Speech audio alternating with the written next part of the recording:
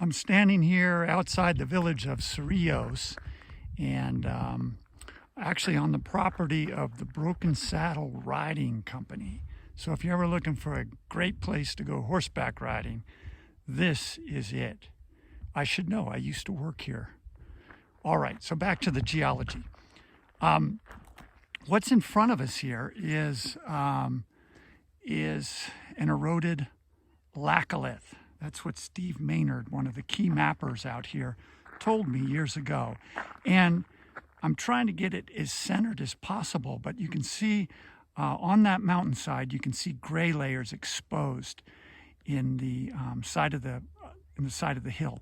So that's the 90 million year old Manco Shale, the ancient seafloor of the Western Interior Seaway. So we would have been underwater 90 million years ago.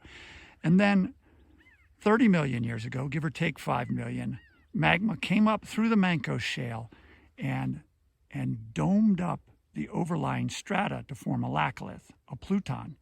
And so the laccolith rests right on top of the 90 million year old Manco Shale. So you have a 30 million year old laccolith on top of 90 million year old shale. We're going to go over there and look at that close up. In the midground is the San Marcos Arroyo. So you see that flat lying light brick colored stuff. That's the walls of the San Marcos Arroyo, which is a very long arroyo, which drains from the Sangre de Cristo Range all the way to the Galisteo River, which is just a little bit downstream. So let's get more of a close-up of this laccolith. Okay, I've moved very close to the laccolith, and I'm going to take the Elkins Trail, which I think is going to lead me into the center of the laccolith, if my memory serves me correctly. And so this little placard here gives you a little historical background. Elkins was part owner in a mining and smelting operation back in the late 1800s and early 20th century. So a lot of history here. We're at the trailhead of the Elkins Trail right here, and there isn't really a formal parking lot that I can see. So I had parked a little bit up this road right here, and I don't know if this is a parking lot or somebody's private residence, but we're going to head up the Elkins Trail and see if we can't find both the base of the laccolith and get into the interior of the laccolith. And what I'm walking on right here, this real crumbly stuff, is the Mancos Shale, which is this very weak sedimentary rock. All right, I think I've walked maybe a quarter of a mile along Elkins Trail, and I'm about to walk into the guts of the laccolith. Now, along this trail, I wasn't able to spot the contact with the underlying Manco Shale, and I didn't want to deviate too much because there's a lot of private property around here. But let's go in, look at the magma chamber, and then maybe I'll be able to find the contact a little later. Okay, we're inside the laccolith now. So all of this light-colored rock is a porphyritic andesite that made up the magma chamber. And if I look up this gully, this arroyo that is cut through the heart of this magma chamber, you see off in the distance those light-colored rocks. That's more of this magma chamber. And so what can we see here? Well, if I can manipulate the phone, let's see if we can get a fresh piece of this porphyritic andesite. Let me break this without trying to break my phone. All right, you ready? Hold on to your hats. All right, what have we got here? Okay, so the sun is shining brightly. It's very hard for me to see what's in my hand, but this is the porphyritic andesite, and the big white crystals, those are the porphyries. Those are plagioclase feldspar. And hopefully I can find a piece that has the characteristic black plagioclase, not plagioclase, hornblends or amphiboles. So let's see if I can just find it right on this rock surface here. Let's look around real quick. All right, this piece is loaded with it, although I don't know if it shows up in the sunlight. Let me try turn around, that might be smart. See those little black columns there? That's hornblende, amphibole, and it's another one of the porphyritic minerals in this otherwise aphanitic, fine-grained rock. And let's see what else we have here. Now, most laccoliths are believed to start out as sills, and then if they have enough pressure behind them, they can dome up the overlying rocks. And to do that, you have to be fairly shallow. And so when the sill starts to dome, that's when you form the mushroom-shaped body that we call laccolith. And look at that rounded rock right there. That's a xenolith. It means foreign body, which is kind of a misnomer because, you know, that broke off the wall of the surrounding rock into the magma chamber and then got trapped. So the reason it's a misnomer is that rock was here first. It was here before the magma was here. But we call them xenoliths or foreign bodies, okay? And so let's practice the principle of inclusions. Is that xenolith? Is it older or younger than this 30 million year old magma chamber? That's right, it's older. So if a rock is included inside of another rock, the rock that is included is older. And that's the principle of inclusion. So this is a beautiful place. It's very bright. I'm going to look for some shade where I can eat my peanut butter sandwich. So catch up with you soon.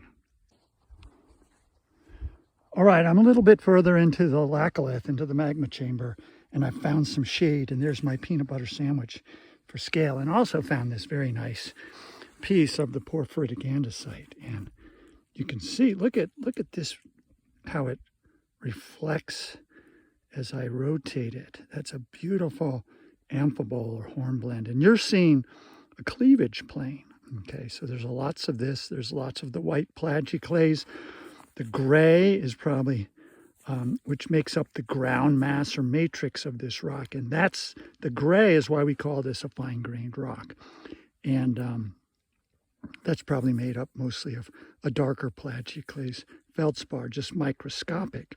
Now, you know, when we talk about grain size and texture, we say, okay, if a rock is aphanitic, it's volcanic, and if it's phaneritic, it's plutonic. And you have to take those with a grain of salt. So if I'm saying that this is a andesite, you might say, well, then it's volcanic. And it's not. It's a shallow intrusive. And some people might even call it subvolcanic, which means below the volcanoes. So as you would imagine, if you had a deep batholith where you had really slow cooling, you could form some big crystal grains like the Sandia granite, which formed miles beneath the Earth's surface. But here, we don't know how deep this was, but maybe it was on the order of a couple thousand feet. So it was close to the surface. It cooled relatively quickly. It's not really volcanic, but it is an andesite. So everything in nature, not everything, but a lot of things are a continuum. And when we get to those boundaries between porphyritic and aphanitic, a lot of our generalizations break down. So that's a pretty rock. Well, look at the way that's sparkling. All right, now it's time to have my sandwich. Okay, just, you know, it's not every day you're standing inside of an old magma chamber, and I'm looking up. I'm in this great bowl that's been carved out by water, the most influential erosive force on the planet. And I'm down in this bowl, and the floor of the magma chamber is probably only several feet beneath where I'm standing. So I'm going to go back outside of the magma chamber and see if I can find a contact with the Manco shale without trespassing. Ooh, this is so much fun. Ooh, look at all these xenoliths. There's my foot for scale. Okay, so those are pieces of the invaded rock. right, pay dirt. I'm very close, but as you can see, there's a private dwelling right there. But see all that gray, crumbly, slope-forming rock? That's the Manco Shale, and that's at the base of this laccolith. Now, when you look right above it, that's not exactly the contact with the andesite. That's colluvium, that's hill slope material. So a good clean contact is still eluding me. I'll continue to try, but this might be as good as it gets. We're looking at the seafloor from 90 million years ago that the magma came up through about 30 million years ago. I'm along the Elkins Trail here, and sometimes you'll see these rounded rocks in the Manco Shale, these big things, several feet across. There's my 16-inch rock hammer for scale, and there's a couple that have been pushed aside here to make this trail. And these rounded rocks are called concretions, and they're not uncommon in this part of the Manco Shale. And some of them were formed around the bodies of ancient ammonites, sea creatures that look like the modern nautilus, so these kind of coiled squid. And you'll see this in the surrounding gray Manco Shale, and they're called concretions.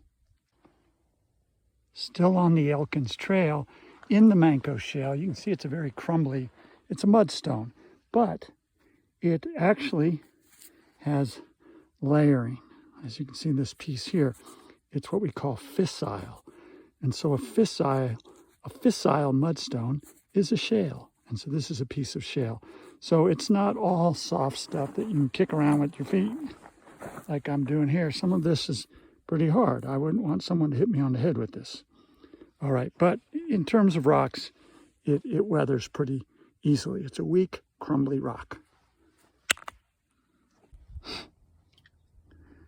I'm near the site of the old Elkins smelter along the San Marcos Arroyo. And there's not much left of anything, but I found this pile particularly interesting because what I think it is I think it's coke. And coke is processed coal. So when you cook coal, you make an even better heating material that's called coke. And so some of the coal that came from Madrid was transported to coke ovens not far from here. And then you turn the coal into coke, and the coke is used to power smelters and, iron foundries and locomotives. So this is pretty interesting. I've seen lots of coke ovens in my life, but I haven't seen coke. I discovered this neat map shortly after my trip into the laccolith. And the laccolith turns out is part of Cerrillos Hills State Park. And you can get one of these maps in a couple places. There is a visitor center in the town of Cerrillos. I've never been there, but I did park at this parking spot right here. So, so using this map, I had parked over here on the side of the road, probably on somebody's property. So beware. And then I came up Elkins Trail, and you can see where the contour lines get really steep right here. This is the notch that goes into the laccolith, which is right here. And the topo lines tell me that the laccolith is roughly 200 feet thick. So this is about right here is about where I was eating my peanut butter sandwich. Now the contact between the laccolith, this steep material, and the underlying Manco Shale, which is a slope former, as shown by the lower gradient of the contour lines, is probably somewhere between the transition between the steep lines and the less steep lines. But along the Elkins Trail, that contact was hidden beneath colluvium or slope material. And I just want to point out here on this map is this road right here is the Waldo Canyon Road, and it will eventually, way off the map, connect with I-25. But if you take this road, you'll very shortly pass Devil's Throne and then the ghost town of Waldo.